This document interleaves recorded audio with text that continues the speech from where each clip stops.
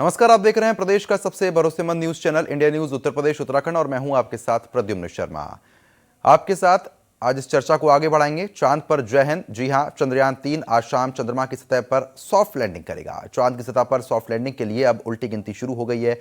शाम 6:04 पर चंद्रयान 3 का विक्रम रोवर का प्रज्ञान चांद के दक्षिणी ध्रुव पर उतरेगा। अगर सफल लैंडिंग होती है तो भारत का डंका पूरी दुनिया में बजता हुआ देखा जाएगा। चंद्रयान की सफल लैंडिंग के कई मायने में अपने आप को खास बनाता हुआ नजर आ रहा है, क्योंकि दक्षिणी ध्रुव में ऐसे कई खास रहस्य छुपे होते हैं जो इस खास पेशकश में एक खास पैनल जोड़ेगा हमारे साथ, जिसके साथ हम चर्चा आगे बढ़ाएंगे। लेकिन उससे पहले आपको लखनऊ में चंद्रयान 3 की लैंडिंग को लेकर स्कूलों में लाइव प्रसारण की तैयारी किस प्रकार से की जा रही है, उससे जुड़ी हुई एक खास रिपोर्ट दिखाते हैं। शाम को 6:04 वो समय है जब चंद्रयान 3 मून पर सॉफ्ट लैंडिंग करेगा। उसको लेकर पूरे देश में उत्साह है। हम इस समय उत्तर प्रदेश की राजधानी लखनऊ में ही इंदिरा गांधी प्लेनेटोरियम में, जहां पे जो है यहाँ पे स्कूली बच्चों के लिए एक कार्यशाला का आयोजन किया गया, जिस कार्यशाला में जो है इनको चंद्रमा के बारे में और साथ ही साथ जो है चंद्रयान 3 किस तरीके से लैंड करेगा और क्या वहाँ पे उसकी वर्किंग हुई, इसके बारे में जो है जानकारी दी गई। तो अभी बच्चों से बात करने की कोशिश करते हैं कि उन्होंने क्या जानकारी हासिल की और किस तरीके से उनके अंदर उत्सुकता है। अभी यहाँ पे कार्यशाला का आयोजन किया गया, क्या आपको जानकारी दी गई है? सर, यहाँ पे बताया गया है कि चंद्रयान वो जो 2019 में गया था, उसमें एटमॉस्फेयर के बारे में बताया गया था हमें, जो कि जैसे सूरज वहाँ से अचानक से आता है, उगता है, फिर अपने आप ही चला जाता है। लालिमा कोई नहीं दिखाई देती, जो कि धरती पे पता चलता है कब सूरज उग रहा है, कब अस्त हो रहा है, पर चंद्रमा पर ऐसा कुछ नहीं पता चलता है हमें। बिल्कुल। आप ये बताइए कि चंद्रयान 3 जो है आज उसको सॉफ्ट लैंडिंग कराने की कोशिश की जाएगी, क्या उम्मीदें हैं और भारत को इससे क्या हासिल होगा? उम्मीदें तो बहुत सबकी है यहाँ पर एक्चुअली, क्योंकि 2 चंद्रयान हुआ था, दूसरा असफल हो गया था, ये तीसरा है। और भारत को यहाँ पे वो वहाँ की टेक्निक्स पता चलेगी कि वहाँ पे जल क्या लिक्विड फॉर्म में पाया जाता है कि नहीं। जैसे हमारे साइंटिस्ट ने यहाँ पे बताया था कि जल लिक्विड फॉर्म में नहीं पाया जा सकता है, क्योंकि दिन में 120 डिग्री सेल्सियस होता है, वो एवेपोरेट होकर के वो वेपर में कन्वर्ट हो जाएगा। और रात में बात करेंगे तो 0 डिग्री सेल्सियस होता है, तो वो फ्रोजन फॉर्म में हमें मिल सकता है। तो जल के बारे में भी वहाँ पे कुछ डिस्कस करेंगे, वहाँ कैसे क्या रॉक्स होते हैं, क्या फुटेज हम लोग को अभी जैसे दिखाई गई है, उसके बारे में इन्फॉर्मेशन। स्कूल भी जो है शाम को खोले जा रहे हैं, 1 घंटे की सभा बुलाई जा रही है। मदरसों में भी जो है एक स्पेशल शो ऑर्गेनाइज किया जाएगा, जहां बच्चों को लैंडिंग का सजीव प्रसारण दिखाया जाएगा। और कुछ स्कूली बच्चे हमारे साथ हैं, उनसे जानने की कोशिश करते हैं। क्या कहना चाहेंगे? आज शाम को जो है चंद्रयान 3 चंद्रमा की सतह पर लैंड करेगा, क्या उम्मीदें हैं और क्या कुछ हासिल होगा इससे? बिल्कुल सर, ये अगर हमारा भारत जो है, खैर ये सबसे पहले तो सक्सेसफुल मिशन होगा, बिल्कुल सक्सेसफुल है, और हमारा भारत जो है चौथा देश ऐसा हो जाएगा जो सॉफ्ट लैंडिंग कराने में सबसे कामयाब होगा। बिल्कुल। आप ये बताइए, अभी यहाँ पे कार्यशाला चल रही थी, चंद्रमा के बारे में जानकारी दी गई, चंद्रयान 3 के बारे में जानकारी दी गई, क्या क्या जानकारी मिली आपको? जानकारी फिर हमें ये मिली कि चंद्रयान 3 के बारे में जाना हमने और करीबी से, कि चंद्रयान 2 में क्या चीज़ें नहीं थी, चंद्रयान 3 में क्या चीज़ें ऐड हो गई हैं। चंद्रमा के बारे में जाना कि कैसे दिन और कैसे रात होती है वहाँ पे, और ये भी जाना कि चंद्रमा हमारे लिए क्यों इम्पोर्टेंट है। चंद्रमा नहीं होगा तो ऋतुएं कितनी जल्दी चेंज हो जाएंगी अगर पृथ्वी पे, तो चंद्रमा का इम्पोर्टेंस जानी हमने, चंद्रमा और चंद्रयान के बारे में जाना, ये सब चीज़ें हमने जानी। और हम वेट कर रहे हैं कि अभी लैंडिंग हो और उसको हम लोग देखें अच्छे से। धन्यवाद। कैमरा पर्सन मोहम्मद अरशद के साथ मार्तंड सिंह, इंडिया न्यूज़, लखनऊ। तो फिलहाल जिस तरीके से आपने अहम जानकारी देखी, जहां पर सभी बच्चों को पहले से ही सब चीज समझाई जा रही है कि आखिरकार कैसे सॉफ्ट लैंडिंग होती है, क्या होता है। अब आपको 5 अहम तस्वीरों और हम दिखा देते हैं, जिससे आप और बेहतर तरीके से समझ पाएंगे कि ये चीज कितनी महत्वपूर्ण है। क्योंकि देखिए, मथुरा, गोंडा, नोएडा, लखनऊ, देहरादून की तस्वीर है। उत्साह हर जगह, पूजा पाठ सुबह से मंत्रोच्चारण के साथ पूजा की जा रही है, दुआएं मांगी जा रही है मस्जिदों में। क्योंकि देखिए, आज का दिन और वो पल बहुत महत्वपूर्ण इसलिए हैं क्योंकि ये तीसरा प्रयास है। तीसरे प्रयास में 90% तो जीत हो ही चुकी है, सिर्फ 10% लैंडिंग को लेकर यहां पर जो स्थिति है वो यहां पर जरूर देखने को मिलेगी। अब इस चर्चा को हम आगे बढ़ा लेते हैं। कुछ खास मेहमान हमारे साथ जुड़ चुके हैं, उनसे इस चर्चा के साथ आगे बात करते हुए आगे बढ़ेंगे। आपको बता दें कि वंदना मिश्रा है, लोक गायिका, हमारे साथ जुड़ चुकी हैं। आपका बहुत बहुत स्वागत करता हूं वंदना जी। साथ ही साथ हर्षिता गुरनानी है, टैरो कार्ड रीडर, आपका भी बहुत बहुत स्वागत करता हूं इंडिया न्यूज पर। फैज कुमार बाराबंकी अंतर्राष्ट्रीय कवि हैं, आपका भी बहुत बहुत स्वागत करता हूं। और मिलिंद राज वैज्ञानिक है, आपका भी सर बहुत बहुत स्वागत करता हूं। सबसे पहले हर्षिता जी, आप ही के पास आऊंगा, क्योंकि देखिए, भविष्य को जानने के लिए हर कोई उत्साहित रहता है। जिस तरीके से अगर हम टैरो कार्ड के माध्यम से समझना चाहें परिस्थितियों को, तो अभी परिस्थिति किस तरीके से बनी हुई है, जो एनर्जीज हैं वो क्या कह रही हैं? देखिए, एनर्जीज जैसे अभी हैं डेफिनेटली बहुत स्ट्रांग है, क्योंकि द स्ट्रेंथ का कार्ड आया है, तो काफी ज्यादा सक्सेस रेट है अभी कि जो लैंडिंग है वो सक्सेसफुल हो सकती है। बट डेफिनेटली कुछ ऐसी चीजें हैं जो हमारे हाथ में नहीं होती, उनका बस थोड़ा ध्यान रखने की जरूरत है, वरना ये मिशन 90% सक्सेसफुल हो सकता है। लेकिन जिस तरीके से अभी आपने बताया कि स्ट्रेंथ का कार्ड है, यानी कि कहीं ना कहीं ताकत तो मिल ही रही है इन सब चीजों को। अगर आप कुछ और कार्ड के माध्यम से बताना चाहें कि अभी कुछ घंटों बाद क्या जो स्थिति है वो बन सकती है, या कुछ बदलाव देखने को मिल सकते हैं, कार्ड्स कुछ और कह रहे हैं? हाँ, कार्ड्स में हमारे पास 8 ऑफ पेंटिकल्स भी है, किंग ऑफ सॉर्ड्स भी है। 8 ऑफ पेंटिकल्स हमें ये बताता है कि डेफिनेटली इस पे काम हो रहा है, चाहे वो चंद्रयान पे हो, चाहे वो उसके बैकग्राउंड पे हो, हर जगह से, या हमारी जनता हो, हर कोई अपनी तरफ से हर कोई एफर्ट दे रहा है। एंड उस एफर्ट के चलते डेफिनेटली इस मिशन का सक्सेस रेट बढ़ता ही जा रहा है, एंड आगे आने वाले जो कुछ घंटे हैं उनमें भी ये सक्सेस रेट बढ़ेगा ही, क्योंकि काम हो रहा है।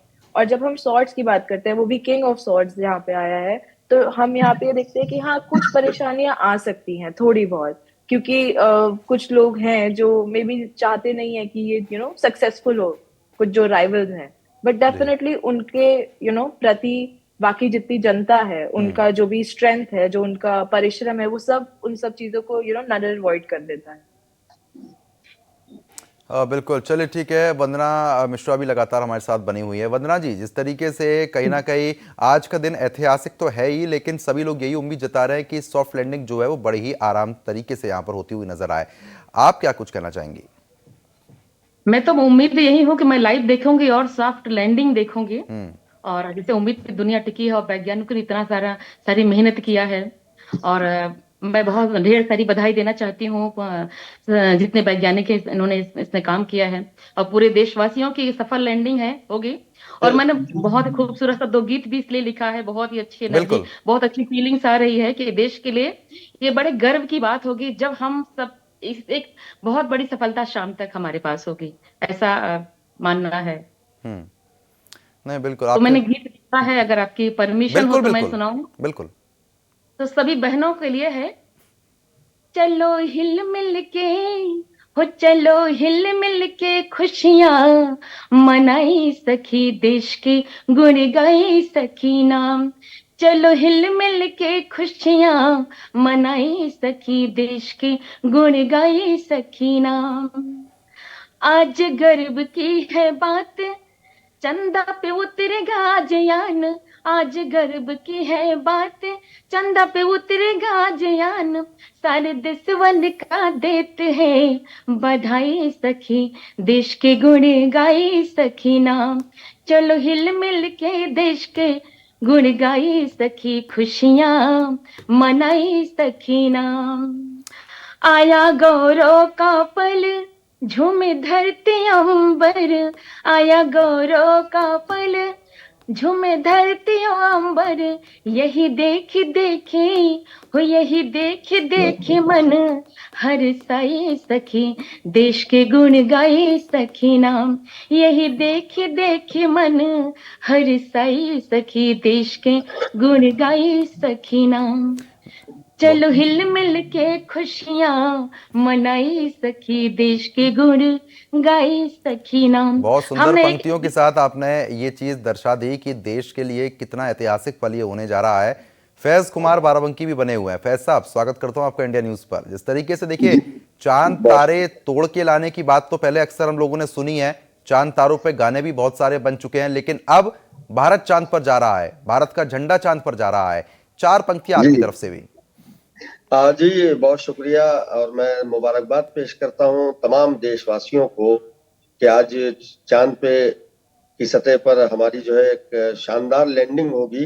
उस हवाले से मैं कुछ शेर जरूर पढ़ना चाहूंगा कि अहले वतन को नाज है हिंदुस्तान पर, अहले वतन को नाज है हिंदुस्तान पर, भारत का नाम आज है सबकी जबान पर, भारत का नाम आज है सबकी जबान पर। रखे हैं जब से हमने कदम आसमान पर, हैरत ज़दा है दुनिया हमारी उड़ान पर। और जिसने तिरंगा चांद पे लहरा दिया आज, जिसने तिरंगा चांद पे लहरा दिया आज, नजरें लगी है सबकी उसी चंद्रयान पर, नजरें लगी उसी चंद्रयान पर। और कह दो कि हमसे आके जमाना खरीद ले। ये शेर मैं तमाम हिंदुस्तानियों के हवाले से पेश बिल्कुल। करता हूँ। कह दो कि हमसे आके जमाना खरीद ले, हम बेचते हैं हौसला अपनी दुकान पर, हम बेचते हैं हौसला अपनी दुकान पर। और मिटने ना देंगे फैज कभी इसकी आन बान, मिटने ना देंगे फैज कभी इसकी आन बान। आने ना देंगे हर्फ कभी इसकी शान पर, आने ना देंगे हर्फ कभी इसकी शान पर।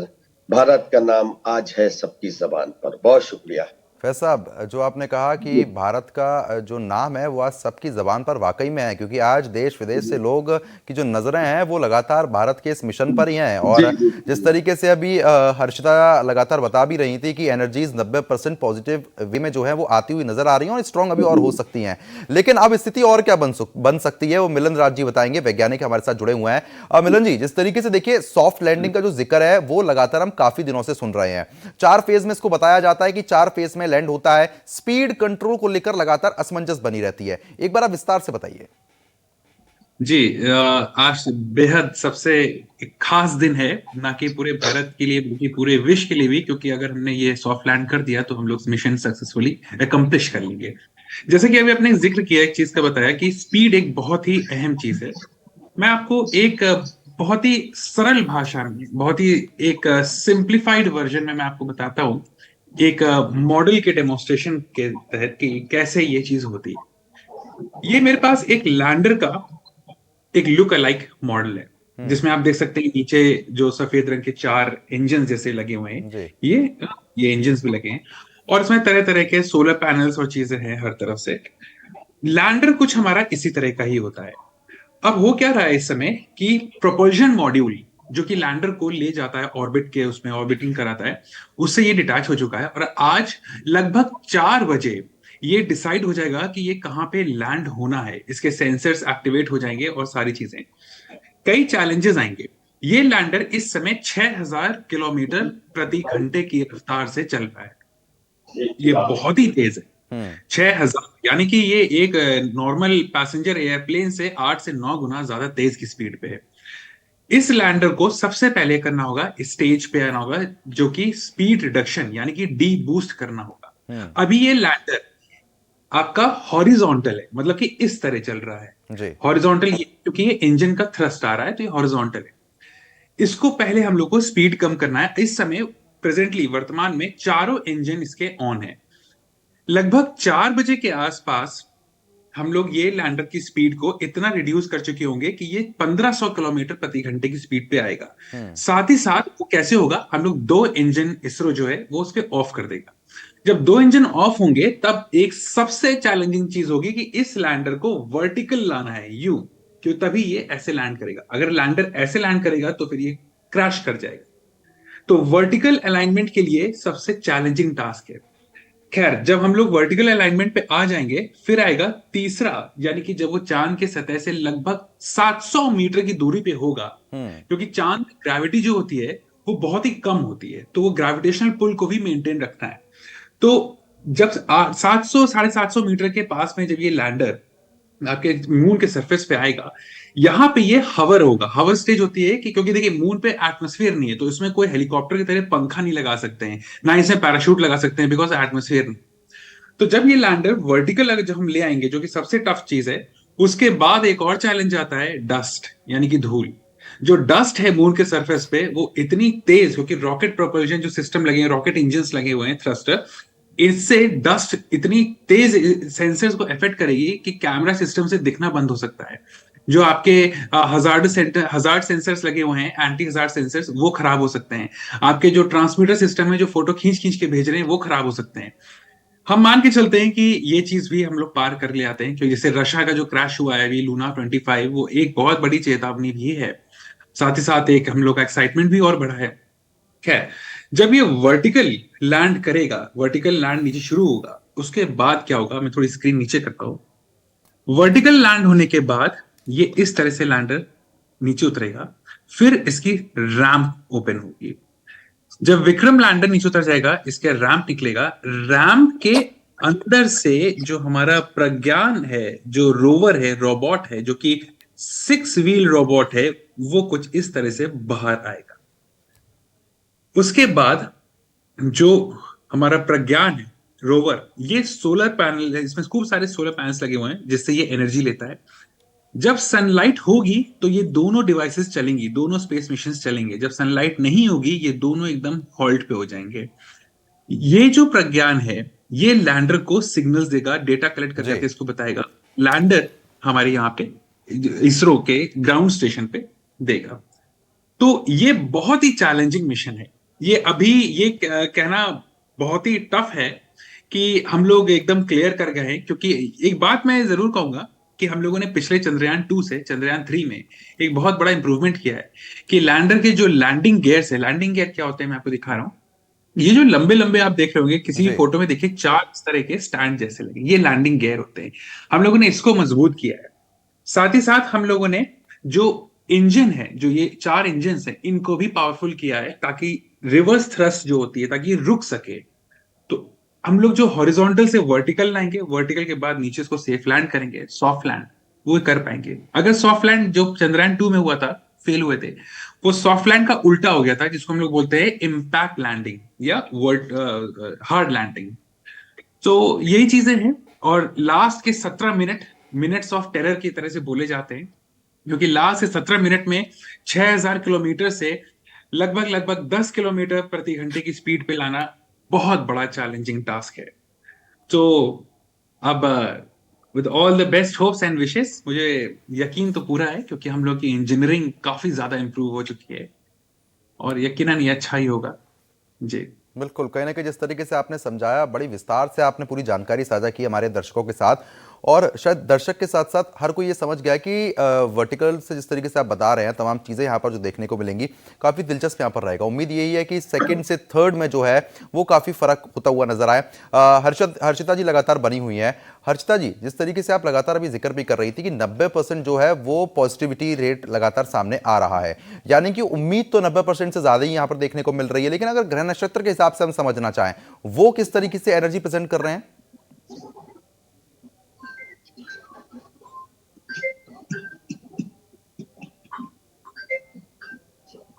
देखिए, अगर मैं ओवरऑल प्लैनेट्स की एनर्जी के बारे में बात करूं, तो हाँ, डेफिनेटली उसमें थोड़े से हॉल्ट्स मुझे दिख रहे हैं कि हाँ, थोड़ी सी परेशानियां आ सकती हैं। जैसे अभी उन्होंने भी बताया कि वर्टिकल से हॉरिजॉन्टल होने में थोड़ी प्रॉब्लम है, वो थोड़ा एक टाइम ऑफ टेरर है, उसी में बस थोड़ा ध्यान रखने की जरूरत है। अदरवाइज अगर वो चीज हो गई, वो सक्सेसफुल है, तो ये सॉफ्ट लैंडिंग सक्सेसफुल होगी।